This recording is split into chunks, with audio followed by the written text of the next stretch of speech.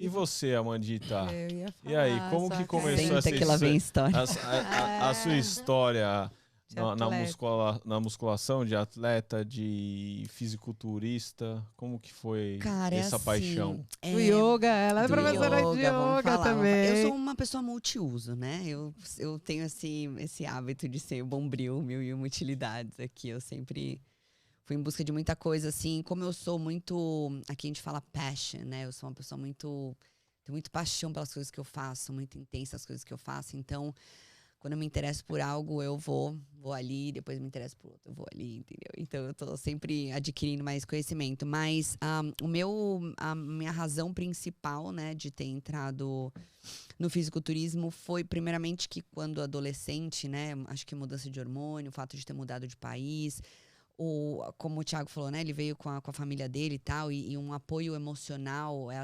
crucial, né, nesse processo. E eu não tive isso, né? É claro que minha mãe e meu pai no Brasil, minha irmã e tudo, mas assim, como ele falou também, a questão do telefone não dá para se comunicar, não tinha internet, e era isso aí, eu tinha que me virar se era isso que eu escolhi, né?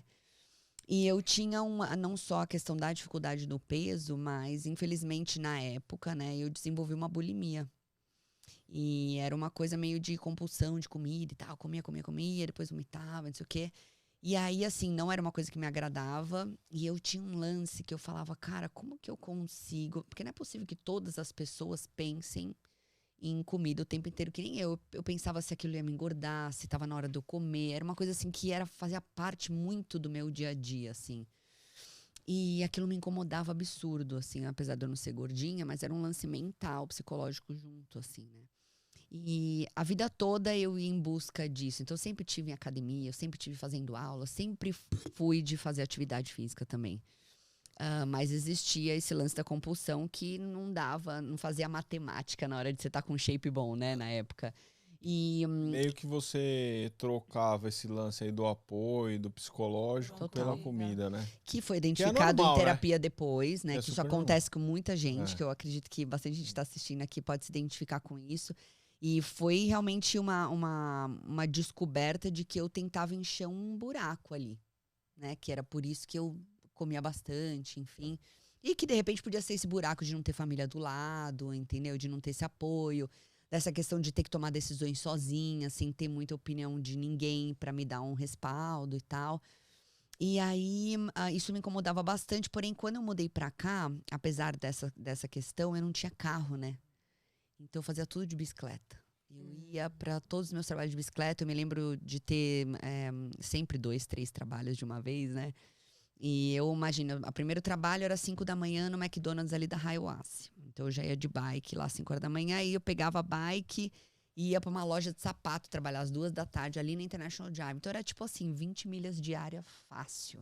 Então imagina 2 trabalhos mais bicicleta, blá blá blá. É que eu era novinha, então a gente segura a onda, Sim, né? Mas é. era duro, viu? Era duro, duro, duro. E aí eu comecei que o meu físico começou a responder a isso, né? Porque não tem como também ser andando muito de bicicleta, enfim. E aí meu corpo começou a mudar e obviamente que não um shape perfeito, que era aquilo que eu tinha em mente, né? Mas meu corpo começou... Ela queria um tanquinho, ela Cara, queria um porque tanquinho. eu tinha uma dificuldade, que, aliás, até hoje Eu tenho. também quero um tanquinho. Em primeiro lugar, é que eu tenho, cada um, né, tem um jeito. Tem gente que engorda no quadril, tem gente que engorda. Eu engordo sempre na parte da barriga. E eu falava, gente, não é possível. Como que eu consigo ter uma barriga magra, né? Era a minha vontade, assim. E aí, passei por tudo isso, a prioridade de sobrevivência que era muito maior do que eu ter que cuidar da estética. Então, assim, foram muitas coisas que eu tinha que providenciar no meio disso, mas eu caí, na verdade, no Texas, antes de eu vir pra cá, porque eu cheguei a morar no Texas também. Isso é uma Nômade. história. Nômade. Eu era. E aí eu descobri uma galera. Eu vi, na verdade, não sei se vocês conhecem aqui a Bruna Sereno. Ela trabalha na área de Real estate. real estate e tal. E a Corretora. primeira vez que eu vi a foto dela, ela tava competindo de biquíni. Eu olhei, falei, gente, mas a Bruna não era assim, né? E eu me encantei com o tipo que ela ficou, assim, o físico dela, que lindo que tinha ficado, né? E eu comecei a procurar a respeito. Falei, o que ela tá competindo? E aí eu comecei a ver. E aí lá no Texas, eu conheci um coach que fazia isso. Imagina, né? Eu não tinha um preparo físico, assim. Porque, como eu falei, a minha prioridade era outra. E sendo bartender, eu fui bartender muito tempo, né? Bartender trabalha à noite, tinha aquela... né? Sai do trabalho, vai todo mundo Vida beber. toda regradinha, certinha. Vai não passa, sai do trabalho e vai comer lanche. E Dorme comida do cedo. restaurante o tempo inteiro. Cedo, com 4 da manhã, 5 da manhã, ainda é cedo, né? Mais ou dormir E menos. cedo. acordava às 8, né? Então, e aí eu já comecei o encanto aí, né? Como eu vi pessoas que tinham resultado assim e tal. E aí, cara, aquela imagem, ela ficou na minha mente, assim. Falei, cara, eu queria chegar ali, eu queria esse tipo de físico. Porque eu nunca, eu sabia que eu não queria estar gordinha, eu sabia que eu não queria mais pensar nisso, mas eu não sabia o que eu queria, né? Não era uma coisa, eu quero ser muito magra, não era isso. Eu só queria não ter que pensar em comida, entendeu? Era mais ou menos essa piração, assim. E aí, quando eu fui... né, toda a história veio da gente pegar academia e tal. Eu conheci a Gabriela Desan, que começou a me ajudar, né? Nesse sentido, ela falou, olha, ela que é o marido dela, doutor em nutrição, enfim. Ela falou, eu te ajudo. Vem que eu te ajudo, não sei o quê. E ela, linda, maravilhosa. Eu falei, gente, quero, né? E comecei porque ela me prometeu que eu teria um six-pack. Eu falei, nunca ninguém me prometeu isso. Se eu seguir, eu vou ter. Ela falou, vai. Eu falei, pois então eu vou. E aí eu fui. Assim como eu não até então eu não me identificava, né, em relação a isso, mas eu sempre fui uma pessoa que coloquei o objetivo lá e fui. Até então eu não tinha isso. Parece que não estava muito claro pra mim que eu tinha essa força, sabe? E aí quando deu 4 meses de dieta, que eu comecei a mudar, a pessoa falava, nossa, você vai competir? Nossa, não sei o que. Eu falava, não, mas acho que eu quero, já que todo mundo tá achando que eu posso, né?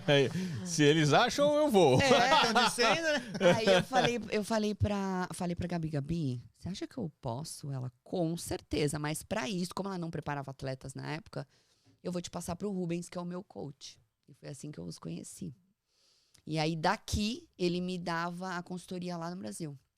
E aí a gente resolveu que eu ia fazer uma competição. E claro que, assim como a intensidade, né? Como você pode perceber aqui, a intensidade dos dois nas coisas é sempre bastante. Eu não queria fazer uma competiçãozinha. Eu já fui logo pro Europa Games, que é, inclusive, uma competição de nome aqui nos Estados Unidos. Aqui em Orlando é uma das maiores, né? E era um campeonato grande, né? E aí eu falei... Aí todo mundo pra mim, mas meu Deus, de início, assim, na primeira competição, você vai fazer um campeonato grande desse, vai ter um monte de menina, vai ter não sei o que. Eu falei, eu quero fazer. Né? Porque se... Agora, imagina, e eu sou uma pessoa, quem me conhece sabe, eu tô aqui toda frufru, né?